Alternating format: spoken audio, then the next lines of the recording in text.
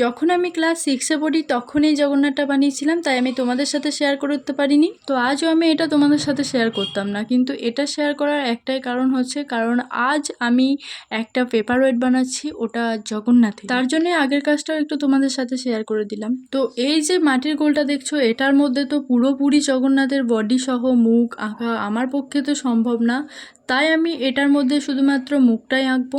আমি যেহেতু ড্রয়িং শিখি না, তাই আমি সঠিকভাবে কিন্তু জানি না এটা কতটা পারফেক্ট হয়েছে। যদি কোনো ভুল হয়ে থাকে তাহলে ক্ষমা করে দিও। তো এখন আমি এটার মধ্যে প্রথমত সাদা কালার করে নিয়ে ওর উপরে এঁকে নিয়েছিলাম, আর ঠিক এইভাবে ওর উপর কালার করেছি। তো এটা কিন্তু এখন কমপ্লিট। এটা কালার করার সাথে সাথে আজ আমি আরো একটা কালার করছি, যেটা হচ্ছে একটা টমেটো, যেটা আমি অনেকদিন আগে বানিয়ে রেখেছিলাম কিন্তু কালার করা হয়নি, তাই এটা আমি এখনই করে নিলাম। আর বাকি যেগুলো স্ক্রিনে তোমরা দেখতে পাচ্ছ, এগুলো অনেক আগের বানানো, তাই আমি তোমাদের সাথে শেয়ার করতে পারিনি। আজকের ভিডিও ভালো লেগে থাকলে লাইক অ্যান্ড সাবস্ক্রাইব।